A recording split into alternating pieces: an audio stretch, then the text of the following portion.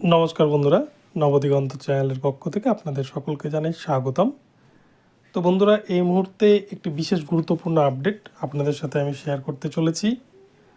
গতকালকে যে টেট পরীক্ষা হয়ে গেল সারা রাজ্যব্যাপী, সেই টেট পরীক্ষার কোয়েশ্চেন মাত্র পরীক্ষা শুরু হওয়ার 20 মিনিটের ব্যবধানে কিন্তু সকলের মোবাইলে ফাঁস হয়ে যায়, ফেসবুকের মাধ্যমে ছড়িয়ে পড়ে গোটা সমাজ মাধ্যমে। ফলে এই নিয়ে কিন্তু প্রাথমিক শিক্ষা পর্ষদ তাদের বিবৃতি জানালো এবং এই কোশ্চেন ফাঁস হওয়ার আসল কারণ উদ্ধার করলো প্রাথমিক শিক্ষা পর্ষদ। তবে কারণ উদ্ধার করলো টেট পরীক্ষা বাতিলের দাবি জানাচ্ছে পরীক্ষার্থীদের একাংশ, এবং এই নিয়ে কিন্তু নতুন করে আদালতে মামলা হতে চলেছে আগামী 2রা জানুয়ারি। তো এই বিষয় নিয়ে এখন বিস্তারিতভাবে আপনাদের সাথে আমি আলোচনা করছি। তো আপনারা সম্পূর্ণ ভিডিওটি স্কিপ না করে প্রথম থেকে শেষ পর্যন্ত দেখতে থাকুন। আপনারা এই ভিডিওর মাধ্যমে অনেক ইনফরমেশন পেয়ে যাবেন। তো চলুন বন্ধুরা, আমরা এবারে আজকের ভিডিওটি শুরু করি।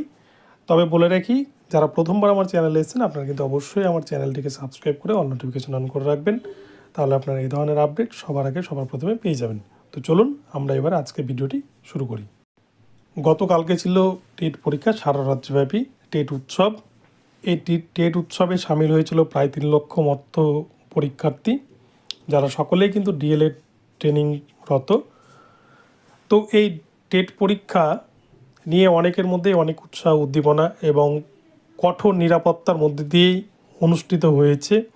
দ্বিস্তরীয় নিরাপত্তা এবং প্রতিটা পরীক্ষা কেন্দ্রে 2জন করে ইনভিজিলেটর গার্ড দিচ্ছিলেন এবং মেটাল ডিটেক্টর দিয়ে পরীক্ষার্থীদেরকে চেক করা হয়েছে যাতে কোনোভাবেই কেউ মোবাইল বা কোনো ইলেকট্রনিক্স গেজেট কেউ পরীক্ষা কেন্দ্রে নিয়ে প্রবেশ না করতে পারে বা প্রশ্নপত্র ফাঁসের মতো কোনো রকমের অভিযোগ না উঠে।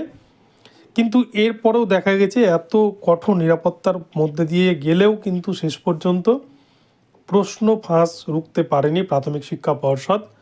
প্রাথমিক শিক্ষা পর্ষদ কিন্তু এদিক দিয়ে ব্যর্থ বলা যায়, কেননা পরীক্ষা শুরু হওয়ার মাত্র 20 মিনিটের মধ্যেই প্রশ্নপত্র ফাঁস হয়ে গিয়েছে। 12টা 20তেই সকলের মোবাইলে প্রশ্নপত্র চলে গিয়েছে। সেটি ছিল এ সিরিজের প্রশ্নপত্র।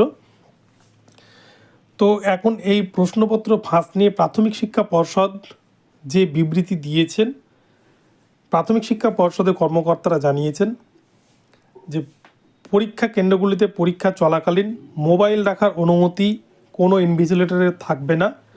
শুধুমাত্র যিনি পরীক্ষা কেন্দ্রের কনভেনার তার কাছে মোবাইল থাকতে পারে, এবং যিনি সেন্টার ইনচার্জ এবং যিনি সুপারভাইজার, এই 3জন ছাড়া কিন্তু কারো কাছে থাকবে না। তবে 3জনও মোবাইল ব্যবহার করতে পারবে না। তারা ব্যবহার করতে পারে শর্ত সাপেক্ষে, তারা লগবুকে একটা লিখিত জমা করে তারপরেই কিন্তু তারা মোবাইল ব্যবহারের অনুমতি পাবে। কিন্তু এত কঠোর নিরাপত্তার পরেও কি করে প্রাথমিক শিক্ষা পর্ষদের কোয়েশ্চেন ফাঁস হয়ে গেল, এই নিয়ে প্রাথমিক শিক্ষা পর্ষদ ভীষণ অস্বস্তির মধ্যে রয়েছে। এবং একদল পরীক্ষার্থীকে যখন সংবাদ মাধ্যমের লোকেরা প্রশ্ন করেন যে প্রশ্ন ফাঁস নিয়ে, তখন কিন্তু তাদের মধ্যে অনেকেই এই পরীক্ষা বাতিলের দাবি জানিয়ে আবার নতুন পরীক্ষা নেওয়ার কথা বলেছেন।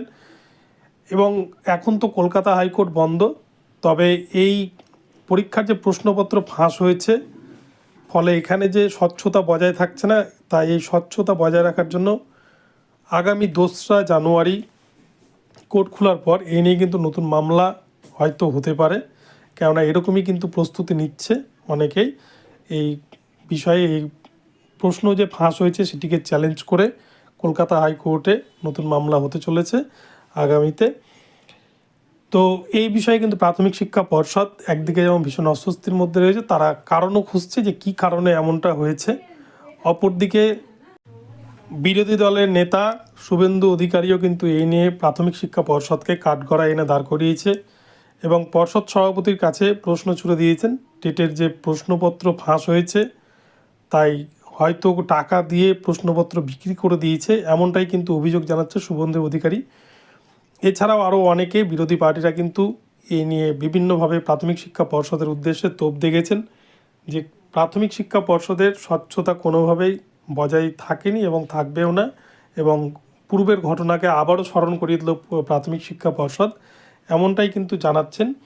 আর এত কিছুর পরেও প্রাথমিক শিক্ষা পর্ষদ তাদের বিবৃতিতে জানিয়েছেন যে পরীক্ষার যে প্রশ্নপত্র ফাঁস হয়েছে এটা কারা করেছে এই বিষয়ে প্রাথমিক শিক্ষা পর্ষদ জানিয়েছেন যে যারা প্রাথমিক শিক্ষা পর্ষদকে কালিমা লিপ্ত করতে চায় তারাই বদমাইশি করে এই প্রশ্নপত্র ফাঁস করেছেন।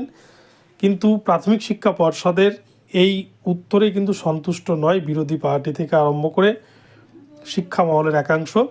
কেননা প্রশ্নপত্র ফাঁস হয়েছে মানে এই দায় কিন্তু প্রাথমিক শিক্ষা পর্ষদেরই। কেননা স্বচ্ছতার জায়গাটা কিন্তু বজায় রাখতে পারছে না প্রাথমিক শিক্ষা পর্ষদ।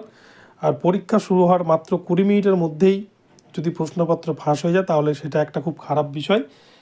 তো এখন দেখা যাক এই নিয়ে আগামী 2রা জানুয়ারি কি হয় এবং কলকাতা হাইকোর্টে এই নিয়ে নতুন আবার মামলা হয় কি না সেটাই দেখার।